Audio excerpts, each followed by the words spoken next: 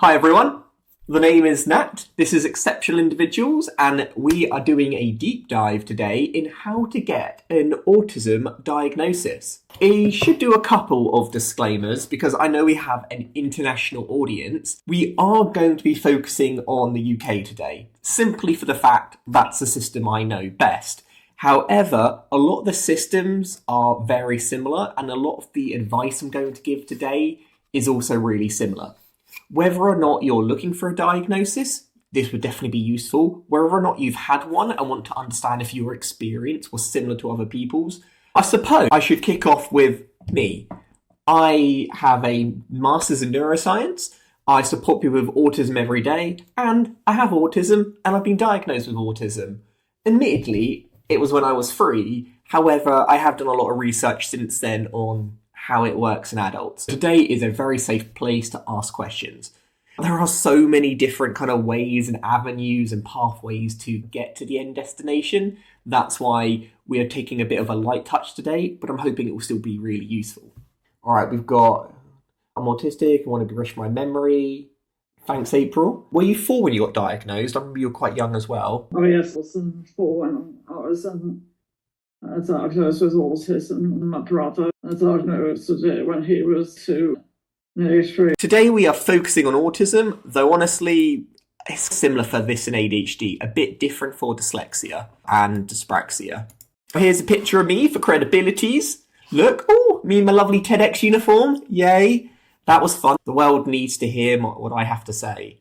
Not that I can remember what I said now. Honestly, trying to remember that speech was so difficult. How to get an autism diagnosis in the UK. I do have to stress that this is aimed at UK, but I'll try and keep it an open as broad as possible. Let's start off with what exactly is autism. If we're going by the dyad of impairment, not the triad, we updated it relatively recent, 2013. All it is social communication challenges and repetitive behaviour and sensory sensitivities collided. That's it in a very broad nutshell. If you like that, that's a little bit broad. It's intentionally broad because autism, as we probably know by now, is a spectrum, meaning that it's so different for everyone. The broader it is, the more people could get diagnosed, the more people can obtain support. That's why we could all fit into those boxes at some time or another. But this isn't about do you sometimes struggle in communication scenarios. It's that does this affect you on your day-to-day life and cause a boundary for your interactions with society. If successful today, we are going to cover what is autism. Check? Well, kind of check. We don't really know, but we know what we mean when we say Autism Spectrum Disorder. We're going to look at the steps involved in how to get a diagnosis. We're going to look at how to navigate the national health system. Bless it, we love it, but it's in flames at the moment. We're going to be looking at, should we go private? Expensive, there's pros and cons. Resources, what else we might do if maybe none of the above work out for us, or maybe we don't even want to have a diagnosis after all. But just to clarify, as I know we've got a couple of people in NHS today, I love the NHS. It's the thing that makes me proudest to be British. Also, by the end, we'll know how to pursue a diagnosis, understand the process, and know the support services. Keep in mind that it's not a one-size-fits-all, it does vary amongst individuals. Why are you here? Are you here because you're seeking a diagnosis? Do you support other people? Or just generally interested, want to learn more? Remember how a moment ago I mentioned about the dyad of impairments? The old one was a triad. You'll notice essentially this is what makes up autism. It's basically the same thing. They just combined repetitive behaviour and made sensory sensitivities as one, and they've combined the different social interactions. Different name, basically the same thing. They were essentially just trying to make it broader and break it down to its core elements rather than the additional elements. Oh, most of you seeking a diagnosis. I'll do my best today to point you in the right direction. We said autism, again, in a nutshell, it's a neurodevelopmental condition, meaning it's part of who you are, part of your DNA. You're born with it, you die with it, you've got it your entire life. Neuro as in brain, developmental as in when you are still growing. Our brains grow forever, but they are developing till you're 25, but we're normally referring to in the uterus or in the womb early on in life. It affects how we communicate and behaviour, but notice it doesn't have to be a negative. A lot of the challenges of autism come from societal means, not inherently. But doesn't matter how you cut it, if the difficulties are still there, the difficulties are still there. As I said, traits vary. So autism for you is going to be different for me and different from someone else. This diagram shows you again in a nutshell, autism essentially comes from environmental factors such as where you grow up, different environments. It can become genetic, such as families, what happens in early life, different kind of gene mutations or changes, and how it presents itself. It could be with communication, repetitive behaviour. It could be that you could have dyslexia, dyspraxia, autism at the same time. It might mean that it's too cold, it's too hot, it's too loud, it's too noisy, it's too smelly, it's not smelly enough. I don't know if anyone ever says that. It can also mean that you have challenges with empathy. Let me clarify that, because I'm not saying you don't have empathy. I'm saying the way you experience empathy is going to be different to neurotypical people, which can often create a little bit of friction. Autism is complicated. It is a lot of tiny, minute changes in our DNA that are very common. Essentially, it's a needle in a haystack. It is broad for a very good reason. That makes diagnosing it incredibly challenging. The question isn't whether or not you have genetically what we'd call autism. The question more is, would you benefit from having a label which would then give you access to support in your community and society? Naomi, how can environmental factors cause it? The true understanding of autism is still very unknown. But for instance, there has been reports done that in areas where there is high pollution or parents that have smoked, there has been an increase in autism. More research is needed. There's also been studies that have shown that people in stressful environments, poor economic backgrounds, that they are at higher risk, if that's the right word to call it. Talking of traits, what ones do you personally have? Just click on these little boxes if you have any of the following. It's good to know. I often say autism is a bit like an iceberg. This particular iceberg is saying there are lots of strengths, but there are also lots of challenges. I would say this is an iceberg for me, because people just see, Nat, wow, look at that guy. Honestly, I struggle every single day. However, some people, that iceberg are reversed. People only see the challenges and don't see all the strengths that come with them. There is always more than meets the eye. But essentially, difficulties with social interaction is a must. Repetitive behaviour and routines is also very high on the, that's going to count you as autistic. Sensory sensitivities, somewhat. Intense focus and special interest. The next question is, why is it even important to get a diagnosis? It's a pain in the butt, it takes forever, it can cost an arm and a leg. Why are we even doing it? While you're answering that, I want you to think, for you, is it so you can access support if you wanted a diagnosis? Is it to better understand yourself, or is it for the legal protection? You might say it's all of them, but are there some that are like higher priority? The image I put on the right essentially shows you how a diagnosis changes over time. While you are always autistic, what you get called may change. Officially, I was diagnosed as high functioning, which probably would come under WES or Asperger's. But in 2013, they consolidated them all to have just Autism Spectrum Disorder. In the US, they have Autism Level 1, Level 2, Level 3. In the UK, we don't do levels. Just know that terminology is changing, but it's more or less like a rebranding or a recategorization on the kind of the key elements of it. April, you're completely right on that. There is a tick on false and a crop. That is very confusing. For a lot of people, it's to have a better understanding, access support, legal protections. It's interesting, actually, that you would say that, because I would say the others are things that you can only get with an official diagnosis, but a better understanding, arguably, you could probably do that without a diagnosis, but it does help validate your life experiences. On here, I want you to order the steps in what you think needs to happen in order to get that lovely kind of certificate. You don't really get like an official certificate, you have autism. Louise, let me ask you that. On the bit of paper, did it officially say Asperger's? I only say that because technically no one should be diagnosed with Asperger's anymore. They should just be diagnosed with Autism Spectrum Disorder. Asperger's is still a term people use to describe their autism. It's just not an official one anymore. Do you want me to answer you or just put it in the chat? You're already talking now. Go for it. Yeah, no, it was only shocking to me when somebody in the community said, oh my goodness, that he should not have said that. So I was like, really, why? Because I had no idea. I had no idea that the DSM-5 had changed the language, and it was even wrote in the report, even though the DSM-5 has removed this as a diagnosis, he still put it in. So I'm a real kind of an advocate and an activator of let's regulate the language across the board so that we're all speaking the same terminology. That is very interesting. Where are you based, if you don't mind me asking? I'm in Ireland. Interesting. It's no public path for adults. Oh, no, thanks for sharing that. He should, in theory, be entitled to the exact same support, but it would make me ask why they went with that, unless we know more. Anyway, let's see what we got. How do we actually get one? First of all, recognise the signs. If there isn't any signs of autism, what's the point? Don't go looking for it. Because sometimes we can get into our heads. If you over-research something, we connect with it. False positives. Consult your GP. They are a really good starting point. What they like to do is they like to rule out every other condition and then go to autism. Life's complicated. A lot of the things that happen with autism also happen with other conditions. Then you will have a specialist referral. That's where the waiting game begins. That could be a couple of years, depending how things go. Have an assessment. You might use AOS, or there's different types of assessments. Then you can access support. Honestly, this is time consuming, but this is the general gist. Oh, that's great, LaDonna. Good luck on your panel, by the way. Completely support you with it. As we said, getting a diagnosis is knowing the signs, consulting your GP, getting a referral, undergoing an assessment, and having support. We're going to be breaking these down even further.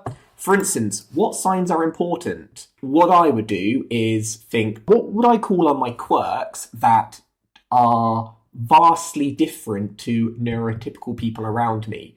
Are there certain things that my family or my peers or my partner might find bizarre, which I see as completely natural? I'd write that down. Then I'd see a GP. I'd do my research first. Not all GPs are equal, as we've clearly found out. I'd get a referral. I'd find out about the waiting list. I'd ask myself, can I wait that long? How time sensitive is this for me?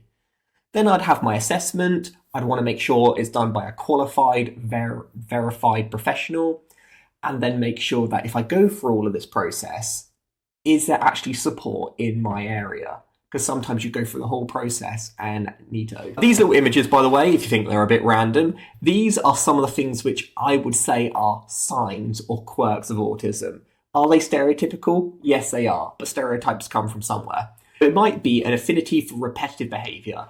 Is there one movie, I don't know, Home Alone 2, that you watch on repeat all the time? It's just like you're obsessed with it. Do you get these body jitters where you start stimming and you find the world overwhelming and you just gotta get the energy out and you find it hard to control? Do you have distinct interests that if go outside of that realm of interest, you find it so difficult to show any care? Are you someone that needs to fidget, very tactile, hands-on? Are you someone who likes consistency? Maybe you only eat plain foods. I am only going to eat those dinosaur shapes, nothing else. Or do you always ask questions and always inquisitive to the point where it can go against social norms? These are just some of the things which I would write down. They may or may not be relative. They might be, that's not an issue at all. But I would still write it down and build up a list of why you think an autism diagnosis may be something you're interested in pursuing. Yes, Quincy ME does have it in the show. Let's regulate language. A big yes to all of those to me. Well done. Let's go to the first part. We recognise the signs. Let's talk to the old GP. You're not going to go to your GP if everything's going swimmingly. Not everyone with autism struggles. Some people do, and that would be called autism burnout. It's good to understand why we're struggling. It's the autism itself isn't making us struggle, but it's that, for instance, having an autism, meaning that we have to process more demand equals more stress equals burnout. After burnout, we settle down, then you get less stress, then we recover, and then the demand picks up again. It's this lifelong cycle, and that's the key thing. Autism is lifelong, and the challenges are lifelong, but we can find mechanisms, coping strategies, and adjustments which can make it easier. What about other social aspects? Absolutely, Mary. Anything which you think could be of use, write it down. If you are able to, I don't know if you can do this in all GPs, book a double appointment. Talking about autism is not a quick thing. I would go with a whole list of your experiences, your notes, If you've done any online tests, take them with a pinch of salt, but there are lots of ones where you can do examples. Just be really honest and open. These things, because it's psychology, it only works if you're honest. I took pages of notes of why I thought I had autism when I met with my GP, which was really helpful because she was very sceptical.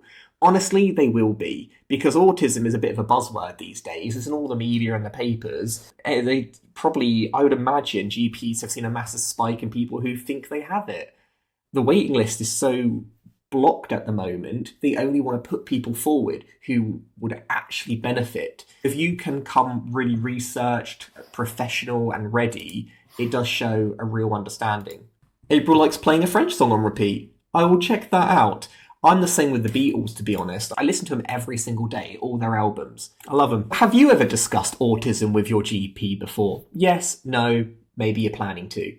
Let's just remember what GP actually stands for here. General practitioner. They aren't specialists. Bear that in mind. But they will definitely be the gatekeeper in order to accessing further support. When you do speak to your GP, there's this thing called masking where we like to pretend we're not autistic. You need to drop that mask if you're able to and show them the real you.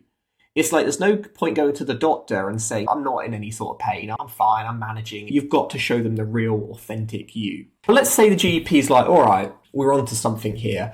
Where might they actually refer you? To an autism assessment team? To CAMS? Or to adult autism services? This is a little bit of a trick question because honestly, it depends your ages. Autism assessment teams are broader teams. Services are designated. It depends on how big. Bigger areas will have services and maybe smaller places might just have teams. And if you're under 18, you'll go to CAMS, which is a child and adolescents mental health services. I know what you're thinking, it's all mental health. Yeah, they normally group them together. LaDonna says, I tend to mask when talking to everyone, doctors included. Yeah, you can obviously see why that would lead to false positives or negatives. Okay, you're all talking about your favourite songs at the moment. Maybe that's for another day. I feel like I'm acting when I decide to drop the mask. I do know what you mean by that. I feel the same. It starts to make you have an internal crisis. Who even am I? Again, I'll put that on the burner for now. Now they've referred you to, say, adult autism services. We're on the clock. How long is it actually going to take? If any of you have been diagnosed, either privately or publicly, let us know. How long did it take you? The type of thing you should go on a waiting list for would typically be for ADHD and autism, maybe even auditory processing disorder. Things like dyslexia and dyspraxia, probably, unless you do it via the school system, you'll probably have to go private. But because autism and ADHD is seen as a neurodevelopmental disorder rather than a learning disorder, they tend to be a bit more proactive in support. Sarah says, took 6 months on a private waiting list for my autism. See, that's interesting. 6 months, even on private. Let's see what the average is. Ooh, a lot of you. 5 years. Yeeks. I wasn't expecting that. The average is about, I think they say 6 months to 3 years is the average. So let's say two to be on the safe side. So that is how long the average is meant to take. However, you can see that quite a lot of you are saying it's taken even longer. It depends on your services, your area, your environment. Even private has a big waiting list. I waited 5 months and then connected with a different service and they got me in with a month. That proves my point exactly. Not all services are created equal. I've been on a waiting list for autism specialised CBT therapy for several years now. Honestly, I think they've forgotten about me. You have to keep on at it. The time has passed, let's say 6 months, let's be optimistic, and we're through to the assessment. Are there any things that you're particularly worried about or things that gives you maybe any sort of anxiety? It says 8 months. Right to choose for audio, probably about the same to see autism clinic, but it started just before COVID, so it ended up taking about 3 years to officially get diagnosed, even though I had been verbally told before then. We've got interviews about developmental history, let's face it, talking about how you're a bit slower in most things, like learning to speak, learning to talk, everything. It feels uncomfortable. Questionnaire, even though apparently you can't do a wrong answer, you know that you can. You're worried if you say the wrong thing, maybe I'm not going to get any support. Observation in social settings. Are people going to notice? Are people going to know? There are also others like length of process. Maybe it's just so daunting how long it could take. Maybe you don't know if you even want a diagnosis. There's lots of things that can come concerning. I put an image of the medical model here, which essentially is saying you're the problem. And that's how we do things at the moment with medical diagnosis. And let's face it, it's not the most empowering. It's like you have to get punched in the gut in order for you to get support. Personally, I don't think it should be done that way, but that is how we do it at the moment. Oh, Sarah just linked me LinkedIn. We need to develop our own observations. Very good, Louise. I'm worried that I would be diagnosed with a mental health condition instead. Yep, Helen, I think as an adult, people do look for different characteristics and it can go missed. It's very true, to be honest. Considering we've got all these concerns and these internal doubts, how might we prepare for an assessment? What do you think can get us as ready as we can be to take this big next step? Medical model concerns me, I get that. Write down possible signs of autism, yep. Make a list of real life examples, absolutely. Remember, in the doctors, you normally only have 10 minutes with them. The more you've written down, do their job for them, the easier it will be. Current examples, don't just tell them how you feel right now, tell them how you feel overall, 6 months plus, 12 months plus, lifelong. Ask someone who has gone through the process. Yeah, that can be really calming, assuming it went well for them. Make notes, have someone you know, yes, write as much as possible, try to unmask. Why this is important to you, what I would say is follow your North Star. Always think, what is that reason which is making you pursue this? My GP has asked for my complete and past and present behaviour questionnaires ahead of my appointment. You might have to do a bit of digging for that unless they have it already. A full comprehensive list, examples, background, family history. Yep, family history could also be important. Reasons why isn't something else, exact complex trauma, very good as well. They would always try to look at other areas to rule out first. So many great questions, by the way. We've got current examples, how the symptoms you've had was temporary and still affect you to this day. Autism is lifelong. If it is just something which comes and goes, maybe mental health, but if it's something which is all the time, then autism. Women are also misdiagnosed. Yes, very good point. One thing you could also do is ask the person, do they have experience with women? Or if you are from a minority background, ask them if they also have experience of diagnosing people from your background, because it may demonstrate different, and you can see why that could come up with some different issues. In terms of who's actually going to be doing your assessment, who do you think it's going to predominantly be? Psychology, therapists, speech and language therapists, occupational therapists, or maybe someone else at all. Autism is very common. There are a lot of people wanting diagnosis, but there aren't enough trained professionals in order to deliver it. In terms of who does what, it depends, to be honest. There's even all of these as well. It's depending on your area, what support systems are available. If you go via the NHS, you're probably going to be completely fine. Typically, you'll have a number of different professionals that will work together. Children might have additional ones as well. If you are going private, I would highly encourage you to really check the person's credentials. It's not that regulated and it's a bit like the Wild West. You want to make sure that, say you are diagnosed via that private professional, that their report will be accepted via the NHS. If you are looking for support, it is covered. Leah says, sometimes I feel like I'm extraterrestrial and don't belong to the human race. Yeah, I get that. E.T. wants to go home too. Amber says, I'm worried that my GP might think my ADHD will cancel out autism symptoms, and it's only when I started medicating that my autism symptoms became more pronounced in adulthood. I imagine medication would probably lower the ADHD characteristics and then just make the autism seem more apparent. Autism and ADHD do go hand in hand. That's why so many people have both. The policies of my local NHS trust is to rule out ADHD before referring anyone for an autism assessment. That's interesting, Laura. I didn't realise they had a priority in terms of autism and ADHD. But yeah, come to think about it, I think more people do get diagnosed with ADHD. ADHD is more common. I started ADHD meds next week. Worried. Honestly, Anna, don't be worried. All I would say to you, even though this is a talk for another day, is be consistent. If you take them, take them. Don't just stop taking them. That is when bad stuff happens. If you find after a couple of months it's not helping you, there are many other medications that could work. Be honest and open and have discussions. Louise says, my clients can't access support without a diagnosis and can't access a diagnosis, the barriers. That is one of the biggest reasons for having an assessment, is that there are lots of things seemingly locked behind a paywall. Oh, my son's waiting on CAMS. It's already been 18 months. What would be the next step? He's had a telephone and video interview, but nothing further. Honestly, that doesn't sound overly concerning to me just because that's the waiting time. If you are concerned, I would try and get in contact with them and just ask for a follow-up. But bear in mind, you got to talk to the right person, otherwise they may just palm you off with a generic answer. It used to be that they weren't able to diagnose one of those diagnoses than the other. It used to be you couldn't have both back in the day. You definitely can now. Honestly, everyone, I'm loving the interaction today, by the way, really helpful. If you or someone you know receives a diagnosis, did you get any of the following? In terms of what you're actually meant to receive, like a goodie bag, did you get these? Did you get feedback with an assessor? Or did they just give you a diagnosis and say, see you later? Did you get a detailed report that outlined everything you spoke about? Or did they just say, see you later? Did they give you an explanation of the support that were available to you?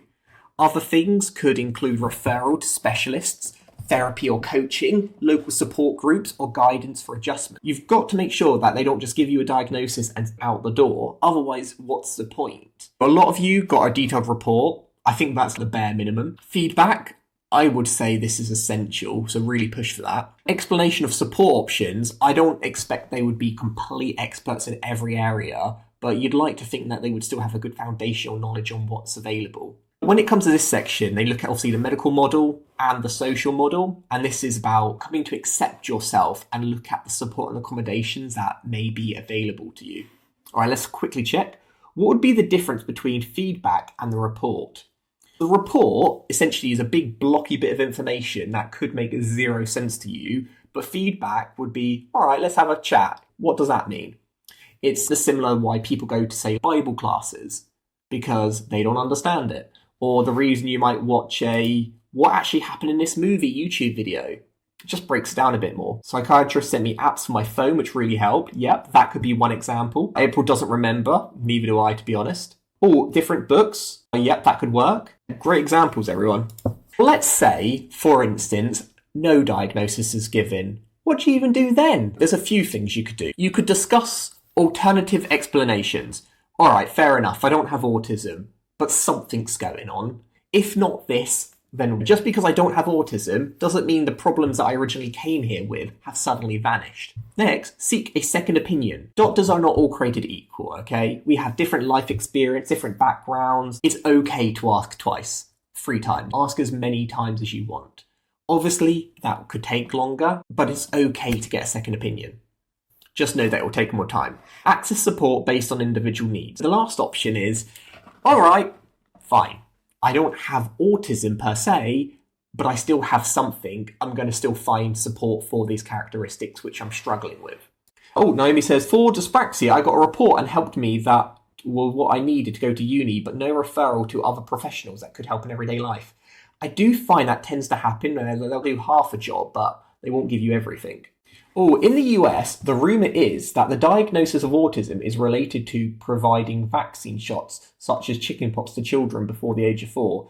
Yeah, that's complete and utter myth. Complete BS. The UK had a similar thing a couple of decades ago. No truth in it. Okay, what post-diagnosis support would you accept? Let's say support was available. What would you take? I've already mentioned CBT, cognitive behavioural therapy, and this is essentially what it's talking about, your feelings, your behaviour and your thoughts. It's ideally about helping you become a bit more grounded. I would highly encourage those of you who are autistic to find cognitive behaviour therapy that has been adapted for autistic people. Otherwise, you might find it doesn't work as expected for you. At least that was my experience. We've got information on local services. Oh, no one wants that? Yeah, I still think that'd be useful. Support groups and networks. A lot of the time, honestly, we just want a friendly ear. Rather than thinking that we're the problem, it's nice to be with other people that may be a bit further along in their self-discovery journey than us. Educational and occupational assistance. This is very tangible support that you might get either in the workplace or in education. In terms of the NHS, be proactive. Do not wait for them to do it. If you're sat on your bum saying, they told me they'd get back to me, phone them up, contact them. You've got to be proactive. We are all people at the end of the day. People forget, things get lost in the system, different priorities happen. Take initiative and ownership of your own journey. Should you have to? Maybe not. But you need to, otherwise you could be waiting forever. It's like me waiting for my therapy. It's been several years now. I could complain about it every day, or I could get off my butt side and do something about it. The truth is, I'm just not that bothered anymore. Keep appointment records. Build up a narrative.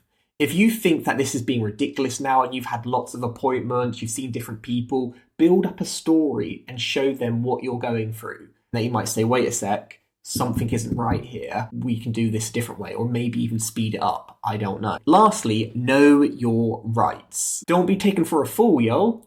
There are different things that we are entitled to. Just to quickly show you, in the UK at least, you can go on the NHS site and essentially look at your rights. This is a constitution on all the things that, as British citizens or anyone who is eligible for NHS support, that we are entitled to. If you feel that any of this hasn't happened for you, you can call them up against it. I won't go through it now, but definitely something to check out if you've got a spare half hour.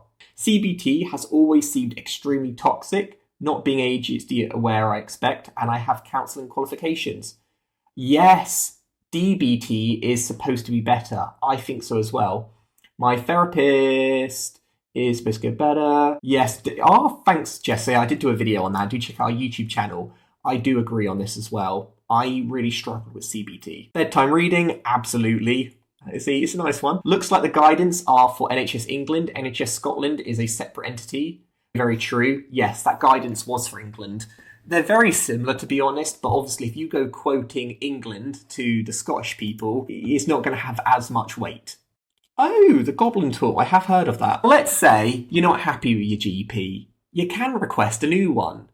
You aren't stuck with the kind of bag you were dealt with. Then you can contact the Parental Advice and Liaison Service. These are essentially people who can support you with your journey. You can go onto the NHS and you can look, okay, so they can provide a point of contact for families and their carers. Obviously, this would be more appropriate if you were supporting your child. Let's go on to private. This isn't going to be an option for everyone, but some people are like, I have to get an assessment. The system is not working for me. In terms of Medulla, how much is it going to cost to get an assessment? How long is a piece of string? It's unregulated. This depends on the person delivering the assessment. But it could be anywhere from, say, £500 all the way to £2,000 plus. It does vary dramatically where you are in the country. Here, I want to know, would you personally ever consider a private diagnosis? Maybe you do it because you're in a hurry and you can't wait any longer. Maybe you do have additional expendable income. It's not that big of a deal for you. Or you actually know someone who is qualified and has a good reputation. Oh, one quote for £1,500. Thank you for sharing that. That's really useful, and that sounds about average. Not that it's a good price because it's expensive, but that is what most people will say. Yeah, I had no choice. That's often the case. I would say while this is all useful, I'd say the last one I'd really want to hit home on. Make sure that what they give you is accepted by the NHS. It has to be compatible. Otherwise, you wouldn't be entitled to any support. Essentially, you would be worthless. Make sure that it means something. Considering all of these different aspects, would you personally consider a private diagnosis? I should note to you, I don't get any commission off this stuff, by the way, so just being honest with everyone. In Canada, I paid 2,500 Canadian dollars. I don't know what that kind of equates to, but maybe that's a similar amount. But God, that's expensive, isn't it? How can charging money for a medical diagnosis be unethical? It's not, I don't think, but life. I'm in the US and I have no choice but to do private. Yeah, honestly, it sucks. It really does. I can't really justify that. Okay, unsure. I think I'd only do it if I really have to. For some people, it's so important to them.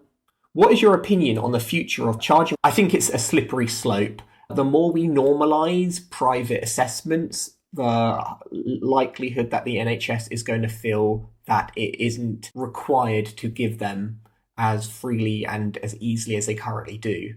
About this thing, all right, let's take pressure off the NHS, sounds good, but it creates a new norm.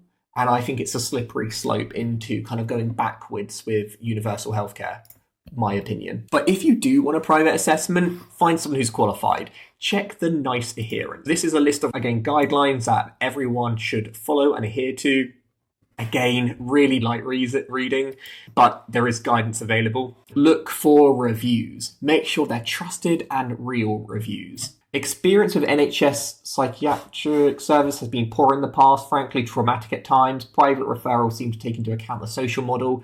They do, Tracy, they are more likely to be a bit more modern with their approaches. It's like charging for an eye test in primary care. I guess so, but there is a big difference in price. I read that the NHS doesn't always recognise private assessments. Yeah, that's why I'm saying it's so important to find qualified people who it is recognised.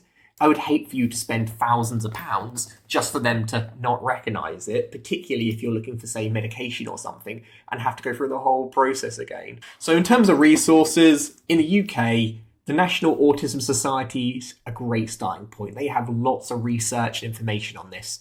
There are other groups and support near you that does require a bit of research, but speak to people in the know. Make sure you're not buying snake oil, which is, for those of you who don't know, it is essentially a way of don't be buying into a lie. I haven't actually heard of anyone being conned, to be honest with you, so I don't want to scare any of you, but just be smart about it. Communities, there's loads of groups on Facebook which are actually really supportive.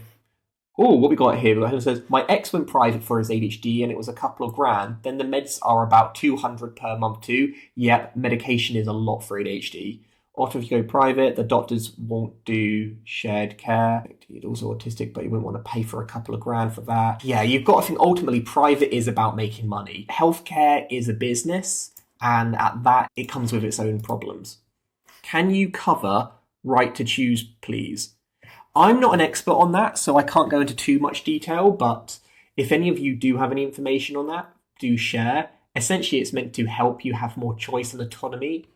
It's definitely worth researching, but it's not an area that I feel comfortable to go into any detail about, if that's okay. In the UK, you are covered under the Equality Act, so even if you can't get a diagnosis, you're still covered and people shouldn't discriminate against you. If they do, you can sue them, and there is support and rights in place in businesses.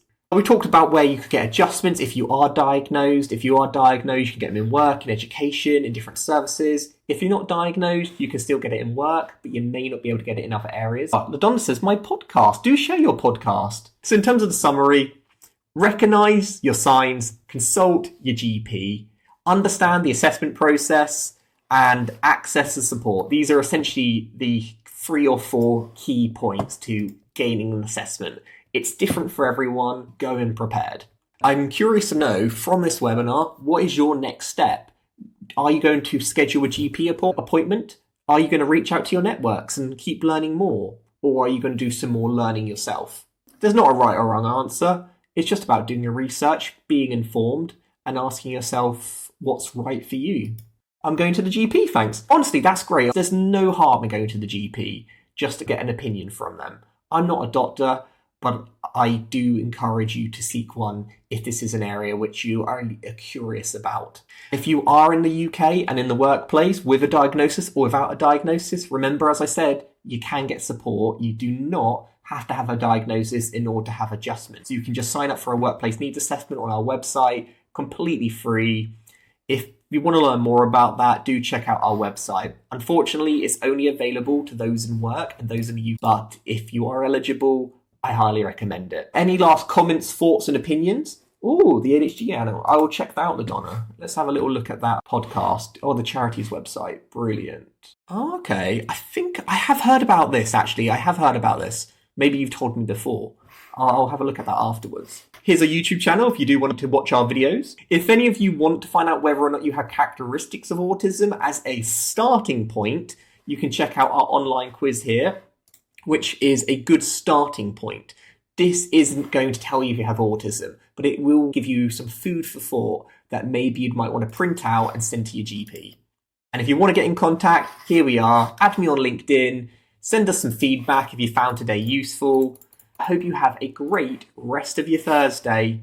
I always love doing these and I love talking with all of you. It's a lovely, great community. Cool. Thanks, everyone. Appreciate your time today. Keep learning, okay? We've just touched the tip of the iceberg here. There is so much more to learn around this area. Oh, where can I find the test, Naomi? Go to www.exceptionalindividuals.com and there are lots on there. Again, pinch of salt, they are there for a starting point, but they are still useful. See you next week.